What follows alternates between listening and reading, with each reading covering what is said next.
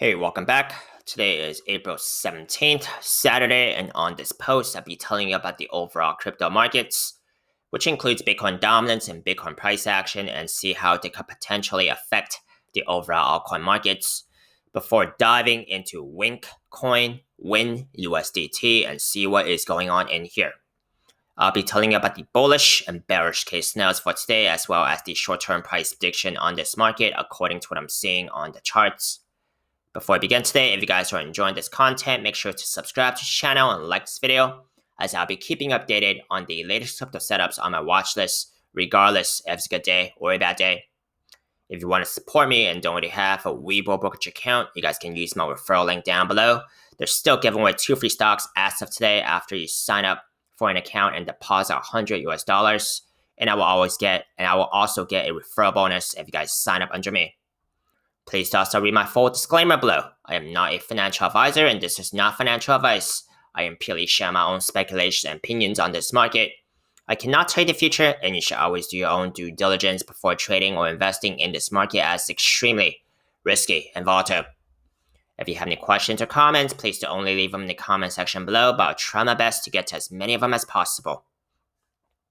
Now, see what's going on in this market first. Most importantly, I do take a look into Bitcoin dominance. Tells me what the money could be trading into. Would it be Bitcoin, altcoins, or neither?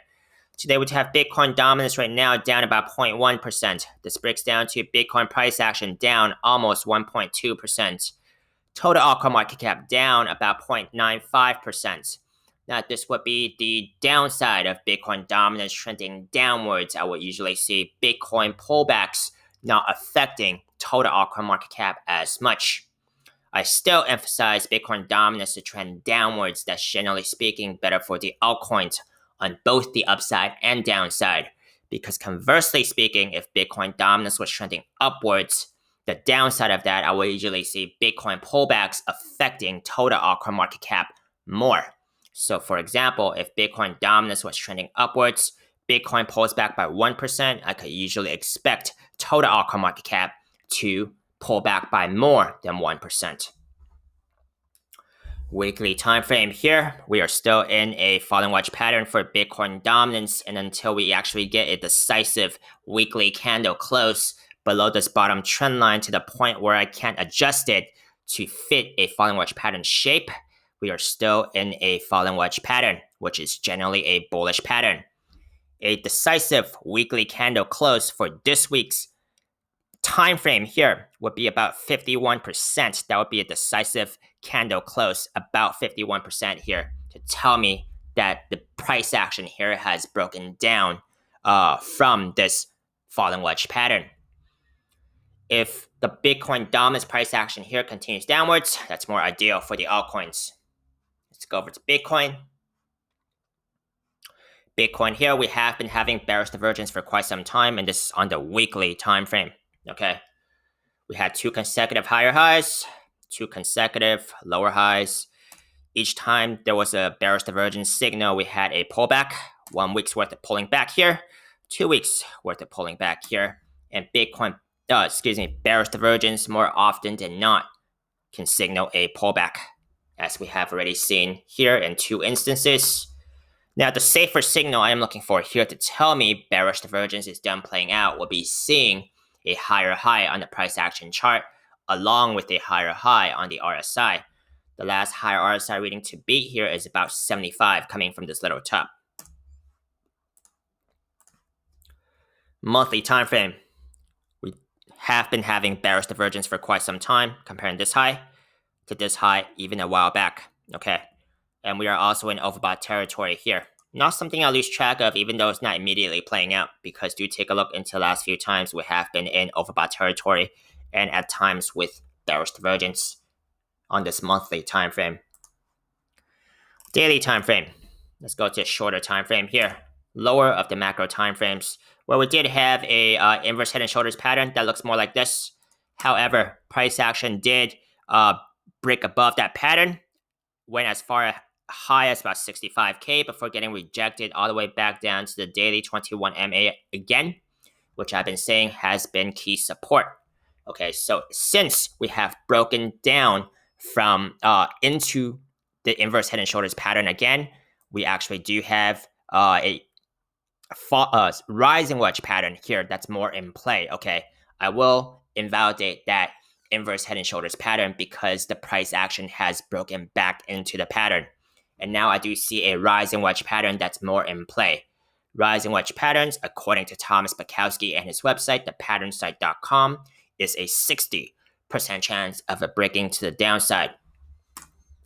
Now, if it breaks to the downside, the measure target here is about 48K measure target. That's taken by measuring the opening of the pattern and then deducting it back below an expected breakout point. Okay, let's just say that's for tomorrow. Okay, then I will have a measure target of about 48K.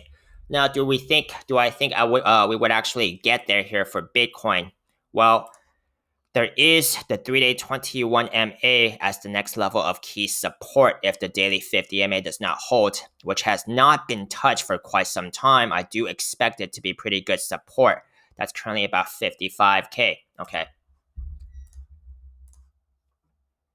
Now, measured targets are theoretical approximate targets only, may actually be different in real life price action, more or less. And the safer signal to tell me that we have actually broken above this pattern here would be seeing a higher high on the price action chart along with a higher high on the RSI, okay? Because we do also have bearish divergence on this daily and the 3-day time frame, okay?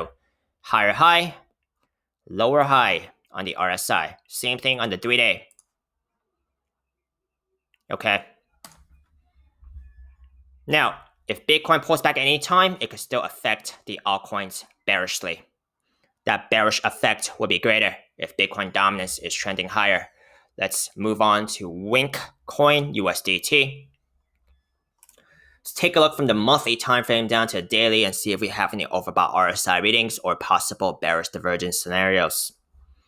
Monthly time frame here, we're currently at over 86. That's over 86 out of 100, so it is still in overbought territory.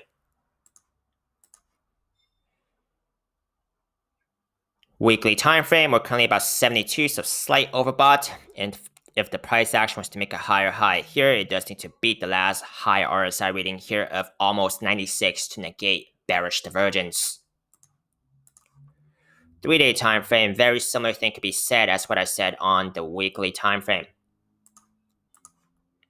Daily time frame, we're currently about 50, almost 58 here, so not in overbought territory, and very similar thing could be said about negating bearish divergence here on the daily time frame as what I said on the 3-day and the weekly. Let's take a look into what it has gone on in here. Okay. On the daily time frame, most notably, I did point out that there was a falling wedge pattern since my last post. Falling wedge patterns are generally bullish patterns with a 68% chance of it breaking to the upside, according to Thomas Bukowski and his website. Now, measure target adjusted for this breakout point would give me approximately about 0.29 cents measure target. And again, measure targets are theoretical approximate targets only, may actually be different in real life price action more or less. Let's take a look into some of the key supports and resistances relevant to this price action right now. Key resistance immediately would be about the 0.17 cents fib level area. Okay. Next up, about the 0.2 cents fib level area. Next up, 0.24 cents fib level area. After that, I'll be referring to these two past trading resistance here, ranging from about 0.29 to almost 0.3 cents. Okay, that would be beyond the measure targets. Key support here, 0.15 cents fib level area. Daily 21 MA. Okay. And then finally, after that will be about the 0.11 cents fib level area here. Let's take a look into the bullish and bearish case scenarios. Bullish case scenario, price action continues this breakout. Okay, it has already broken out of this pattern, continues this breakout, and then breaking above some of these key resistances as I have just pointed out, as those could be points of rejection, and continue towards its measured target. That's the bullish case scenario. Bearish case scenario. If the price action starts getting lower lows, than the lows from within the pattern, which is at about 0.145 cents here. Okay, that would be a bad signal because we have broken out of the pattern and we're making lower lows. Comparing to lows from within the pattern, that would be a first bad signal. However, the daily 21 MA is currently it's very close behind, and we have about 3 more hours left until this daily time frame closes. And I would expect this moving average to come up even further. Okay, so ultimately, the signal here, I'm looking for a bearish signal here would be getting a daily candle close below this daily 21 MA. That would be a worse sign and actually the ultimate bearish signal here to tell me that this breakout is not successful. Okay, getting a daily candle close below the daily 21 MA. The next level of key support here I'm looking at would be about the 0.11 cents fit level area and seeing if that holds. Now, these are my bullish and bearish case scenarios for today. Let me know if you found it helpful. Give me a thumbs up if you did. Let me know your agreements, disagreements, feedback. I'd love to hear them. Hope you manage your risk carefully. And if you'd like to see any more of my most recently uploaded videos on YouTube, you guys can check out my links up here on YouTube. See you next time.